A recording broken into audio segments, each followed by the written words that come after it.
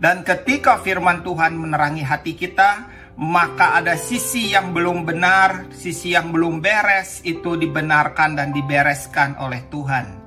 Saya percaya dalam hati kita ada banyak sisi, ada banyak wilayah, ada banyak area, ada banyak ruang, ada banyak bagian-bagian yang masih belum mengalami Tuhan, masih penuh kegelapan, masih ada banyak yang harus disingkirkan, ada banyak yang harus dikerat, ada banyak yang harus dipotong, ada banyak yang penuh dengan kegelapan rohani, dan seringkali itu namanya luka-luka yang masih terpendam, luka-luka yang kita kubur, bahkan itu sudah puluhan tahun lamanya.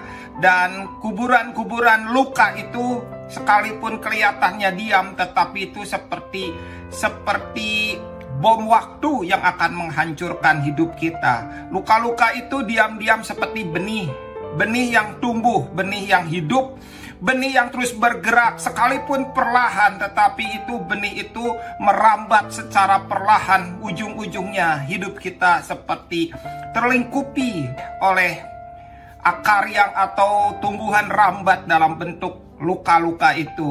Dan Tuhan mau pada hari-hari ini Tuhan berbicara tentang luka. Tuhan banyak mengungkapkan tentang luka yang harus dibersihkan, luka yang harus dibereskan, luka yang harus diselesaikan, luka yang harus diserahkan kepada Tuhan supaya dipulihkan dan disembuhkan.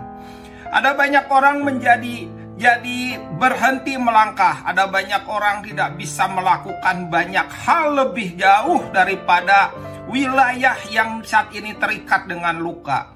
Dan ada banyak orang menjadi diam, terbungkam karena luka-lukanya yang sudah begitu parah. Sekalipun sisi yang lain berkemenangan, tapi sisi luka itulah yang membuat mereka mengalami banyak kekalahan. Seperti kapal yang tertambat di dermaga, luka-luka itu menambatnya. Dan orang-orang hari ini, umat Tuhan, harus mengalami Tuhan, menyerahkan hati mereka kepada Tuhan, biarkan Tuhan beracara dan biarkan Tuhan berbicara dan menyelesaikan dan menyingkirkan luka-luka hati kita yang mungkin selama ini kita tidak menyadarinya. Mungkin selama ini kita menganggapnya setelah sembuh. Mungkin selama ini kita menganggapnya tidak ada lagi yang harus dibereskan dan tidak ada yang harus dibersihkan. Kenapa? Karena kekristenan hari ini adalah kekristenan yang banyak memamerkan dan menonjolkan di depan banyak orang. Tetapi dari dahulu sampai sekarang Alkitab menulis bahwa Tuhan tidak mau dengan apa yang kita tonjolkan dan apa yang kita pamerkan. Tuhan tetap melihat hati kita. Tuhan tetap memperhatikan kondisi hati kita. Dan kondisi hati kita sangat menentukan perjalanan kita di hadapan Tuhan. Seringkali kondisi hati kita yang menghambat, kondisi hati kita yang menjerat, kondisi hati kita yang merusak dari dalam.